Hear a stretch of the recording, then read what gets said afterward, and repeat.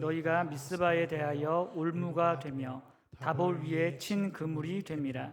패역자가 살육죄에 깊이 빠졌음에 내가 그들을 다 벌하노라. 에브라임은 내가 알고 이스라엘은 내게 숨기지 못하나니 에브라임아 이제 내가 음행하였고 이스라엘이 더러워졌느니라.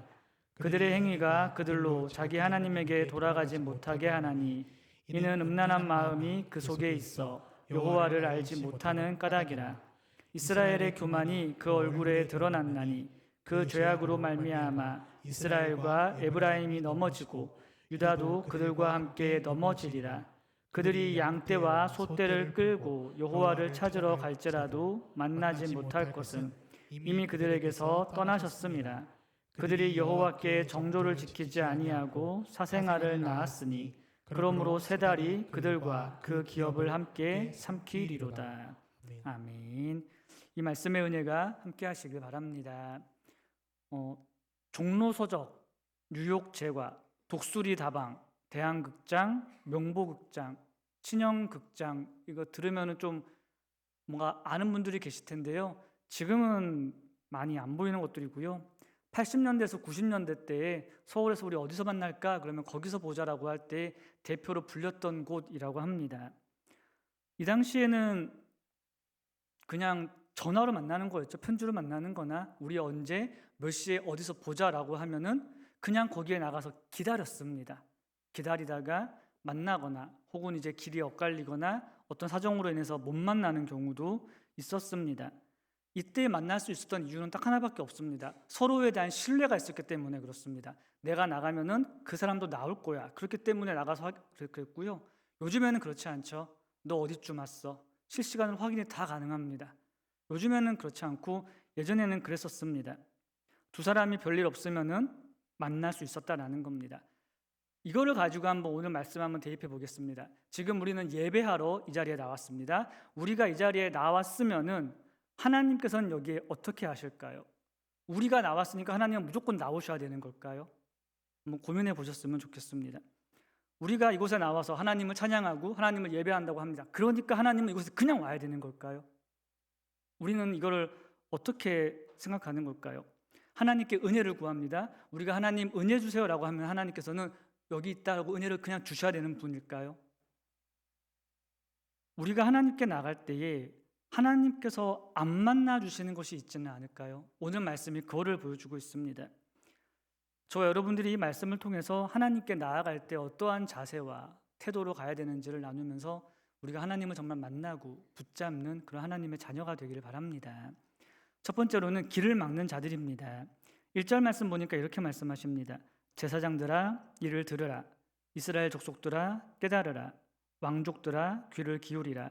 너희에게 심판이 있나니 너희가 미스바에 대하여 올무가 되며 다볼 위에 친 그물이 됨이라 라고 말씀하고 있습니다. 오늘 말씀에 대표적으로 나오는 그 두 부류의 종류는 제사장과 왕족들입니다. 제사장과 왕족들에게 심판이 있을 것을 말씀하고 계십니다. 이들은 한 사회에서 우두머리라고 해야 될까요? 높은 자리에 있는 사람들이었습니다. 많은 사람들에게 영향력을 끼칠 수 있는 사람들이었습니다. 그렇기 때문에 이 사람들이 해야 되는 일은 나라가 풍요롭고 나라가 잘 살게 하는 건데 그 역할이 어떤 역할이냐면은 정치를 잘하는 게 아니고요. 제사장이나 왕족들이나 보여줘야 되는 건 딱 하나만 있었습니다. 하나님의 말씀대로 하면 살 수 있다라는 것을 삶으로 증명해야 되는 사람들이었습니다. 일반 백성들은 마음이 흔들려서 다른 걸 섬길지라도 그렇게 해서는 안 돼. 하나님만 믿고 나가면 살 수 있어. 이거를 삶으로 증명해야 되는 사람들이었습니다. 왕이 그렇고 제사장이 그랬습니다. 그런데 오늘 말씀 보니까는 그들은 그렇게 살지 못했었습니다. 하나님의 말씀대로 살 수 있다는 걸 증명해야 되지만 그들은 증명하지 못한 채 그 자리에서 살아가고 있었습니다. 요즘에 결혼할 때 대부분 사는 것이 건조기, 로봇 청소기, 식기세척기 이런 거라고 합니다. 이제 TV는 가끔 보면 없는 집들도 있어요. 안 본다라고 해가지고요. 근데 건조기, 로봇 청소기, 식기세척기 이러한 것들은 꼭 필요해서 산다고 합니다. 우리가 이러한 물건을 샀습니다. 그리고 사용을 하다가 고장이 났어요. 그러면 어떻게 해야 될까요? 고치면 됩니다. 고장났기 때문에 고쳐야 됩니다. 고장이 났다라는 것은 제 역할을 못한다라는 것입니다. 우리가 이런 것들을 쓰다가 수리가 안 되는 경우 그럴 때는 이거를 이제 그냥 버릴 겁니다. 아무리 이게 귀하다 할지라도 고장난 거를 집에 모시고 사는 경우는 많지 않습니다. 고장이 났고 고칠 수 없으면 그냥 버려야 됩니다. 이거를 가지고 오늘 말씀을 보면은 오늘 말씀에 나오는 제사장과 왕족들은 고장난 사람들이었습니다. 그럼 하나님께서 어떻게 하셔야 될까요? 버려야 되는 게 맞습니다. 왜냐하면 우리가 그렇게 하기 때문에 그렇습니다. 망가진 걸 계속 품고 살아가시겠습니까? 아닙니다. 고장났고 역할을 못하면 폐기하는 게 맞는 것입니다. 이러한 사람들은 지금도 있습니다. 어떤 사람들이냐면은 성도라 살아가면서 성도답게 살지 못하는 사람들입니다. 이 당시에는 오늘 말씀에서 왕족들에게 그렇게 말씀하셨습니다. 하지만 하나님께서 보시기에 우리는 어떠한 존재일까요? 우리가 성도라고 예수님을 믿고 살아간다고 말을 하고 그렇게 살아갑니다. 우리는 과연 얼마나 우리의 삶 가운데 그러한 쓸모를 발휘하면서 살아가고 있는지 한번 생각해 보았으면 좋겠습니다. 교회 출석은 하지만 믿음 없는 사람들이 있습니다. 교회 출석과 믿음은 이거는 다릅니다. 예수님을 안 믿으면서도 얼마든지 간에 교회 출석은 할 수가 있습니다. 그리고 교회 안에 들어와서 얼마든지 간에 사람들과 관계를 맺을 수 있습니다. 이 교회 안에 있는 사회가 또 은근히 재밌습니다. 그렇기 때문에 믿음 없는 사람도 얼마든지 간에 들어와 있을 수 있습니다. 여러분들에게 물어보겠습니다. 속으로 대답해 보세요. 교회 출석을 열심히 하면 믿음이 생기는 걸까요? 아닙니다. 들음으로 인해서 믿음이 생기는 건 맞습니다. 그렇다고 해서 이 자리에 무조건 앉아 있는다고 해서 믿음이 자동적으로 생기는 건 아닙니다. 이게 맞는 말이 된다면요, 아이들은 커갈수록 믿음이 좋아져야 되는 게 맞습니다. 그런데 애나 어른이나 사실은 이 자리에는 마음이 없이 와 있으면 믿음이 생길 수가 없습니다. 말씀이 들어갈 수가 없는 것입니다. 그냥 얼마든지 간에 믿음 없이도 믿음 생활할 수는 있습니다. 이런 신앙생활을 할 수는 있습니다. 하지만 그 사람들은 결국에는 구원을 받지는 못하는 것입니다. 이러한 사람들을 향해서 오늘 말씀에서 명령 내리시는 게 들어라, 깨달으라, 바로 귀를 기울여라 라고 말씀하는 것입니다. 그냥 버리지 아니하시고요, 제발 좀 들어라, 이제는 좀 알아야 되지 않겠냐라고 말씀하시는 것입니다. 하나님께서 주시는 경고입니다. 우리가 사용하는 물건들이 고장났을 때에 이거를 폐기하는 이유는 말씀드렸던 것처럼 못 고치니까입니다. 못 고칠 때에는 이제 안 고치는 것과 못 고치는 게 있겠죠. 먼저 못 고치는 거는 부품이 없다거나 아니면은 안 고치는 경우죠.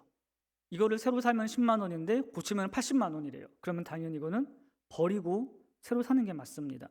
우리는 못 고치거나 안 고치는 경우가 있습니다. 그런데 하나님께는 어떨까요? 하나님께 그런 건 없습니다. 하나님께서는 안 고치시는 것도 없고요, 못 고치시는 것도 없습니다. 정확하게 말하면 하나님께서는 안 고치시는 건 있습니다.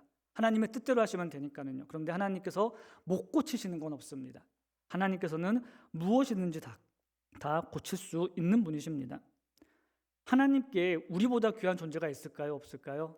없습니다. 그렇기 때문에 하나님께서는 택하신 백성을 고치십니다. 무조건 고치십니다. 그러기 위해서 하신 게 바로 십자가 사건입니다. 우리를 고치기 위해서 십자가에서 달려 돌아가셨습니다. 하나님께서는 우리를 위해서 그렇게 하시는 분입니다. 이러한 우리에게 말씀하시는 게 들어라, 깨달아라 라고 말씀하시는 겁니다. 하나님께서는 우리가 이 땅 가운데서 우리의 쓸모를 다하기를 원하십니다. 우리의 쓸모를 다한다는 것은 어디 가서 1등 하라는 거 아닙니다. 하나님께서 우리를 잘 아시고요, 우리에게 그에 맞는 삶을 주셨습니다. 그 삶의 자리에서 기도하며 하나님을 찾으며 나아가는 겁니다. 그래서 세계에서 1등이 아니고 하나님 보시기에 1등으로 살아가는 것입니다. 하나님께서 우리에게 원하시는 것은 바로 그러한 것입니다. 이 당시에 왕족과 제사장들은 제 역할을 못했습니다. 1절 말씀을 보니까는 너희가 미스바에 대하여 올무가 되며 다볼 위에 친 그물이 됨이라 라고 말씀하고 계십니다. 이어서 2절 말씀에서는 패역자가 살육죄에 깊이 빠졌음에 내가 그들을 다 벌한다 라고 말씀하고 계십니다. 이 말씀이 특히 무서운 게 뭐냐면요, 믿는다라고 말하는 제사장이나 왕족들이 앞에 서 있는 사람들이 어떻게 했냐면은 백성들을 위해서 친히 함정을 팠다라는 것입니다. 너희들의 잘못된 행동이 저 사람들을 빠지게 한다라고 말을 하는 것입니다. 2절 말씀 보면은 패역자라고 말하고 있는데요, 이거는 원어로 보면은 세팀이라고 읽을 수 있습니다. 그리고 이거는 우리가 알고 있는 시딤을 말하는 거고요, 또한 살육이라는 것은 함정이라는 것으로 바꿔 읽을 수 있습니다. 그러면 이제 이 말은 패역자가 살육죄에 깊이 빠졌다라는 말은요, 그들이 깊게 팠던 시딤의 함정으로 바꿔 읽을 수 있는 겁니다. 즉 왕족들이나 제사장들이 시딤에다가 깊은 함정을 파서 백성들을 빠뜨렸다라는 것입니다. 굉장히 무서운 말씀입니다. 우리가 아는 것처럼 시딤에서 일어난 사건은 민수기 25장에 나오는 바알부올의 사건입니다. 가나안 입성을 앞두고 있었습니다. 그때 모압 여인들과 재밌게 놀았습니다. 질펀하게 놀았습니다. 그리고 하나님께서는 거기에서 벌을 내리셨습니다. 그거를 지금 상징하는 게 바로 이것입니다. 앞에 있는 사람들, 왕족, 제사장이라는 사람들이 말씀대로 살아도 돼, 말씀대로 살아야만 돼 라는 것을 삶으로 증명해야 되는 사람이 그렇게 살아가지는 않고 오히려 함정을 파면서 그들을 빠뜨렸다라는 것입니다. 제 역할을 못한 사람들에 대한 책망입니다. 너무나 무서운 말씀입니다. 그런데 이렇게 무서운 말씀을 하시면서 하나님께서는 그냥 두지 않으시고요, 그냥 폐기하지 않으시고요, 벌하신다라고 말씀하고 계세요. 여기서 말하는 벌이라는 거는 이거 못 쓰겠다, 버리자 이게 아니고요, 고치고 바로잡는 징계를 뜻하는 겁니다. 마치 말 안 듣는 자녀들에게 부모가 회초리 드는 것과 같습니다. 회초리는 아이들을 교육하기 위한, 훈육하기 위한 거지 이거 맞고 죽어라라는 게 절대로 아닙니다. 아이들에게 겁을 주기 위한 것도 아닙니다. 분명한 목적은 교육하기 위한 것입니다. 그래서 좀 똘똘한 애들은 이것만 듣고 잘못했습니다라고 하면 안 맞고 넘어갑니다. 근데 꼭 미련한 애들이 맞게 되는 겁니다. 근데 우리의 모습은 미련한 사람입니다. 우리가 꼭 그러한 사람들입니다. 하나님께서 주시는 말씀은 고치고 바로잡겠다라는 겁니다. 근데 우리는 그걸 모르고 있다라는 겁니다. 오늘 말씀이 무서운 게 바로 여기에 있습니다. 이 말씀은 그냥 일반 백성에게 내리시는 경고가 아닙니다. 죄송합니다. 직분자들과 같은 중직자들에게 주시는 말씀과 같습니다. 조금 더 나아가면 부모들에게 주는 말씀이기도 합니다. 부모의 모습을 보고 자녀가 신앙을 이어받아야 됩니다. 그런데 부모가 못하면 자녀도 그렇게 되는 겁니다. 때로는 내가 누군가를 전도해 왔습니다. 그런데 내가 교회 안에서 바르게 살아가지 않으면 내가 전도한 사람은 꼭 나처럼 살아가게 되는 겁니다. 이 말씀은 너무나 무서운 말씀입니다. 네가 가정에서 또한 일터에서 사회에서 제대로 살아가지 못했구나라는 것을 말씀하는 것입니다. 우리가 이 말씀을 통해서 한번 저와 여러분들의 삶을 돌아봤으면 좋겠습니다. 하나님께서 내리시는 징계의 말씀은 바로 우리를 향하는 말씀입니다. 그렇게 살지 못했구나. 그런데 이 말씀은 절대로 하나님께서 버리시겠다는 말씀이 아닙니다. 그렇게 살지 못했으니까는 바로 해야 돼라고 말씀하고 계신 겁니다. 우리는 전적으로 무능력한 사람입니다. 하지만 하나님의 능력과 은혜는 그 전적 무능력을 덮어버리십니다. 그래서 우리로 하여금 살아가게 하시는 것입니다. 우리가 아무리 부족하다 할지라도 우리를 붙잡으시는 그 하나님의 한없는 은혜와 사랑을 꼭 기억하며 살아가는 저와 여러분 되었으면 좋겠습니다. 두 번째로는 하나님을 알지 못하는 마음입니다. 3절의 말씀 보니까 이렇게 말씀합니다. 같이 읽어보겠습니다. 에브라임은 내가 알고 이스라엘은 내게 숨기지 못하나니 에브라임아 이제 내가 음행하였고 이스라엘이 더러워졌느니. 아멘. 하나님께서는 아시고 숨기지 못할 것이 없다라고 말씀하고 계십니다. 분명한 것은 하나님은 다 아십니다. 하나님 앞엔 그 어떤 것도 숨길 수가 없습니다. 감출 수가 없습니다. 그런데 여기서 어려운 것 중에 하나가 죄인인 우리가 이것을 알매도 불구하고 하나님 앞에 감추려고 합니다. 하나님 앞에서 숨으려고 합니다. 하나님 앞에서 핑계대려고 합니다. 이게 우리의 모습입니다. 우리가 잘 알고 있는 아담의 모습을 보면 꼭 그와 같습니다. 하나님께서 아담과 하와를 찾으셨습니다. 그때 아담이 한 것은 변명과 핑계였습니다. 근데 그 사람이 한 말은 틀린 말은 없습니다. 그 중에도 분명히 보면은 하나님께서 주셨다, 그 여자가 나한테 줬다, 거짓말하진 않았습니다. 하지만 자기가 먹은 것에 대한 핑계를 이렇게 대고 있었습니다. 그러면서 이렇게 말하는 거죠. 나는 책임이 없습니다. 그게 우리의 모습입니다. 하나님께서 아담을 찾으셨습니다. 너 어디 있니? 라는 거. 진짜 몰라서 찾으신 걸까요? 알면서 찾으신 걸까요? 알면서 찾으신 겁니다. 무조건입니다. 이건. 근데 아담은 그때 모르시는구나. 그러면서 옷을 입고 하나님 앞에 거짓말을 했습니다. 하나님께서 이렇게 알고 찾으시는 거 어떠한 이유일까요? 우리가 자녀를 훈육합니다. 이렇게 말하죠. 아빠한테 할 말 없어? 엄마한테 말해봐. 할 말 없어? 이 말이 뭡니까? 지금이라도 말하면 용서해 줄게 이 말입니까? 아니면 너 한번 걸려봐라 이겁니까? 용서해 줄게라는 게 더 다분한 겁니다. 하나님께서 찾으신 거, 너 어딨니? 너 먹었니? 이거는 하나님의 그런 용서와 은혜가 깔려있는 말씀입니다. 하지만 그 앞에서 우리는 어떻게 합니까? 숨으려고 합니다. 최선을 다해서 감추려고 합니다. 그게 우리의 모습입니다. 하나님께서는 다 알고 계십니다. 그러나 우리는 그렇게 알고 있지 않습니다. 우리는 스스로 착각하고 있습니다. 이렇게 하면 하나님 모르실 거야. 이렇게 말하면 하나님도 넘어가실 거야. 그게 우리의 모습이다라는 겁니다. 우리의 연약함이 여기에 있습니다. 하나님을 속일 수 있다라고, 하나님 앞에 숨을 수 있다라고 감히 생각하고 있습니다. 그런데 하나님은 분명히 말씀하세요. 다 알고 계신다고요. 우리가 말하지 않는 것조차도 하나님께서는 다 알고 계십니다. 우리는 나의 최선을 다해서 하나님 앞에 감추려고 합니다. 그러나 하나님은 그냥 아시는 분이십니다. 하나님께서 우리에게 원하시는 것은요, 우리의 최선을 다해서 감추는 게 아닙니다. 우리가 하나님 앞에 진실함으로 나아가는 것입니다. 하나님 앞에 솔직히 나아가는 것입니다. 거짓되면서 부풀리는 것이 아니라 하나님, 내가 이랬습니다. 나의 부족함이 이렇습니다라고 솔직하게 나아가는 것입니다. 오늘 말씀에서는 이렇게 속이는 마음을 가리켜서 4절과 같이 말씀하고 있습니다. 같이 읽어보겠습니다. 4절입니다. 그들의 행위가 그들로 자기 하나님에게 돌아가지 못하게 하나니 이는 음란한 마음이 그 속에 있어 여호와를 알지 못하는 까닭이라. 아멘. 그 안에 음란함이 있기 때문에 여호와를 알지 못한다라고 말씀하고 계십니다. 다시 말해서 우리는 하나님 앞에서 다른 마음을 품고 있습니다. 오늘 말씀에 나오는 음란이라는 것은 단순한 문란함을 말하는 게 아닙니다. 영적인 배신을 말하는 겁니다. 하나님 앞에서 그렇게 하는 겁니다. 하나님을 섬긴다 말하면서도 이 마음 가운데 다른 게 들어가 있으면은 그게 바로 하나님 앞에 음란한 마음입니다. 하나님 앞에 음란한 마음이라는 것은요, 종교를 바꾸어서 다른 신을 섬긴다라는 게 아니에요. 이 마음에 하나님이 계셔야 되는 그 자리에 다른 게 들어오는 순간 우리는 하나님 앞에 음란한 사람이 되는 겁니다. 그렇게 되면 어려운 게 생깁니다. 분명히 열심히는 합니다. 그런데 그 열심이 헛된 열심이 되는 겁니다. 이 마음 가운데 다른 게 들어와 있으면서 예배당 안에 얼마든지 들어와 있을 수 있습니다. 얼마든지 말씀을 읽을 수 있고 얼마든지 기도도 할 수 있습니다. 그런데 잘못된 열심입니다. 하지만 우리는 그조차도 모를 때가 너무나 많습니다. 내가 물질을 하나님처럼 섬깁니다. 그러면서 이 자리에 와서 하나님 예배합니다. 기도합니다. 그리고 갑니다. 우리는 그렇게 생각합니다. 하나님 앞에 물질 달라고 기도했어. 하지만 여러분, 우리의 양심 가운데 우리의 삶을 놓고 한번 진지하게 고민해 보셨으면 좋겠습니다. 하나님이 진짜 하나님이신 겁니까? 그러면 물질이 하나님이 되는 겁니까? 이 자리에는 건강이 들어갈 수도 있고요, 자녀가 들어갈 수도 있습니다.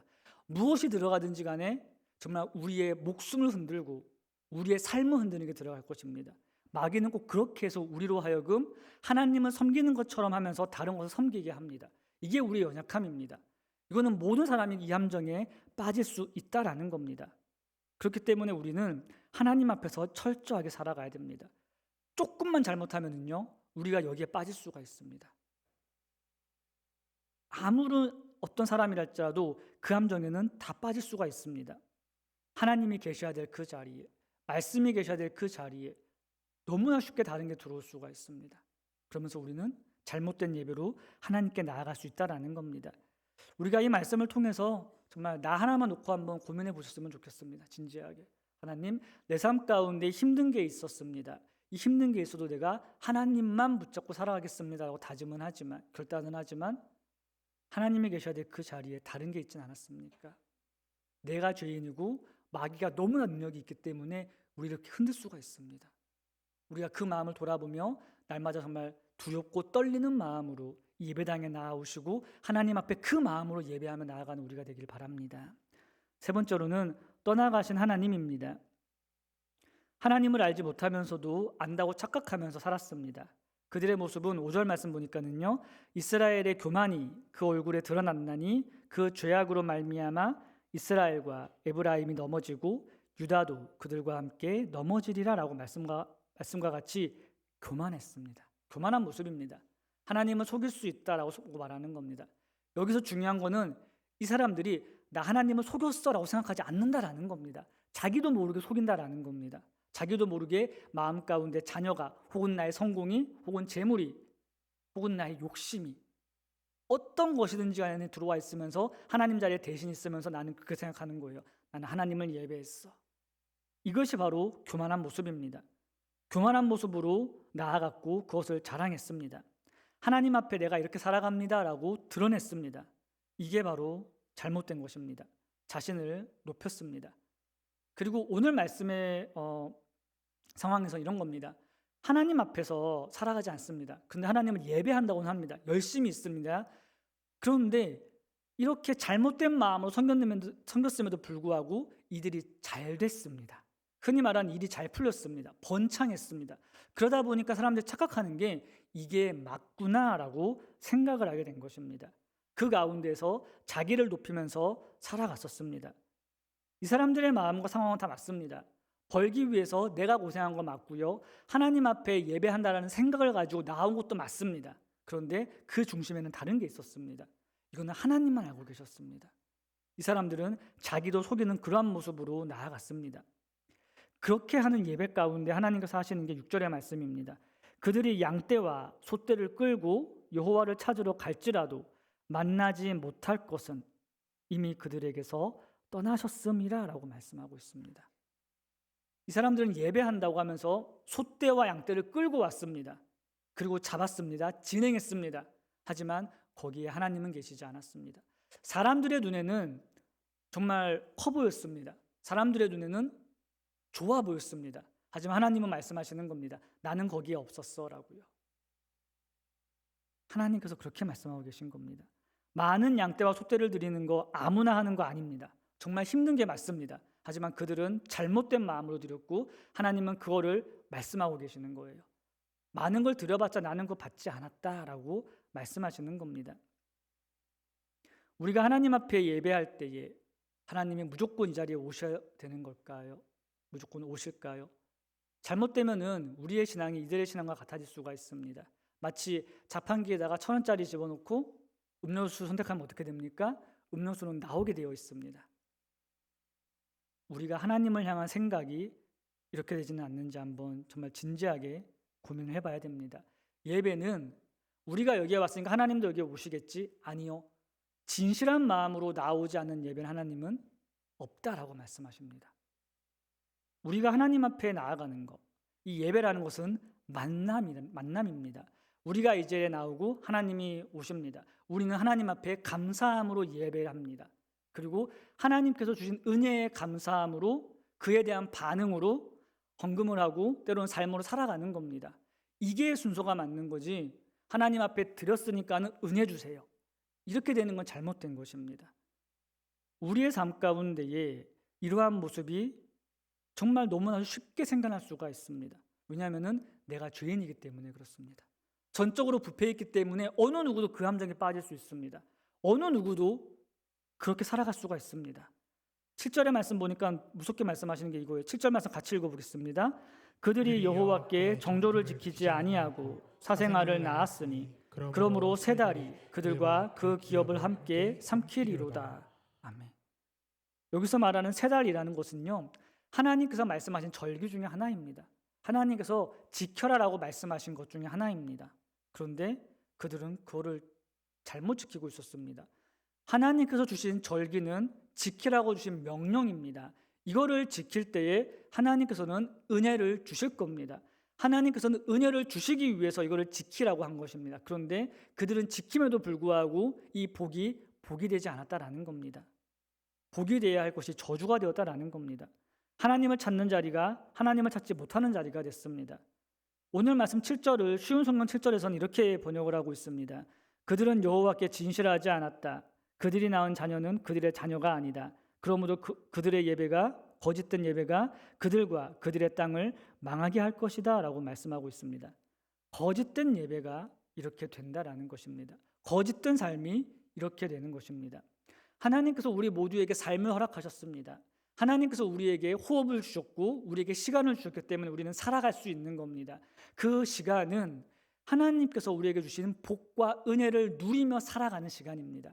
그런데 그 시간을 잘못 사용했기 때문에 그 시간은 결코 복된 시간이 되지 않았습니다. 그래서 말씀 마지막과 같이 망하게 되는 삶이 되었다라고 말씀하고 계십니다. 이것이 하나님을 찾지 못하는 예배, 하나님이 계시지 않은 예배입니다. 우리가 바른 예배로, 바른 마음으로, 정말 두렵고 떨리는 마음으로 하나님 앞에 나아가며 하나님, 내가 부족합니다. 내가 연약합니다. 나를 불쌍히 여겨주십시오. 그 마음으로 하나님 앞에 나아가야 할 때 우리 하나님께서는 우리의 예배를 통하여 임재하시며 우리에게 은혜로 채워주신다고 말씀하고 있습니다. 우리의 예배가 이런 예배가 되길 바랍니다. 하나님 앞에 감사함으로 나아가는 예배, 그러면서도 한편으로는 두렵과 떨림으로 나가는 예배, 그리하여 하나님이 보시기에 정말 기쁨이 되는 예배, 각자의 심령 가운데 그런 은혜가 함께 하시길 바랍니다. 말씀을 정리하겠습니다. 80년대와 90년대 약속의 장소 이야기를 했습니다. 말씀드렸던 종로소적, 뉴욕제과 이런 곳, 여기는 우리가 약속을 하면 당연히 나오는 거였습니다. 우리가 하나님 앞에 잘못된 약속으로 나아가면은 하나님도 그 예배는 받지 않으십니다. 우리가 하고 있는 예배라는 거 단순히 장소에 나와서 한다고 해서 다 받으시는 거 아닙니다. 하나님께서는 참된 예배자가 바르게 예배하는 것을 기다리고 계신 겁니다. 7절 말씀에 나왔던 세 달이라는 것은 월삭이라고 우리가 부르는 것입니다. 하나님께서 주신 은혜 중에 은혜였습니다. 하나님께서 은혜를 주시기 위해서 제공하신 겁니다. 하지만 그게 잘못된 것으로 되고 말았습니다. 왜냐하면 하나님을 만나는 것을 마치 자판기와 같이 생각했기 때문에 그렇습니다. 내가 이렇게 많은 양떼를 드리면 하나님은 나에게 은혜를 주실 거야 라는 잘못된 생각으로, 잘못된 마음으로 예배했습니다. 그러한 자들의 예배를 하나님은 떠나가십니다. 어떠한 사람이라 할지라도 잘못된 상태로 예배하는 것을 하나님은 받지 않으십니다. 하나님께서 우리에게 원하시는 것은 연약한 우리가, 부족한 우리가 하나님 앞에 거짓되지 않은 모습으로 하나님 앞에 나아가며 엎드리는 것입니다. 가난한 심령으로 하나님 앞에 나아가 나의 부족함을 내어놓는 것입니다. 하나님께서 우리에게 원하시는 게 바로 그것입니다. 우리 하나님께서 우리에게 내리시는 것은 너 이거 못 쓰겠으니까 버려야겠다 이게 아니고요, 부족하니까는 고쳐야겠다라는 것입니다. 우리나라 말에 보면은 쇠퇴하였던 것이 다시 일어난다라는 말이 있고요, 이 말을 다른 말로 우리는 부흥이라고 합니다. 하나님께서 우리에게 원하시는 것이 바로 이것입니다. 각 사람 가운데에 참된 부흥이 일어나기를 하나님은 원하시는 것입니다. 잃어버렸던 첫사랑, 하나님 앞에 엎드렸던 첫사랑, 그 첫사랑을 다 회복하시며 하나님 앞에 나아가서 정말 우리가 어느 자리에 계시든지 간에 어떤 상황에 계시든지 간에 하나님을 찾을 때에 하나님께서 만나주시는 그 은혜가 저와 여러분들에게 있기를 주님의 이름으로 축원합니다.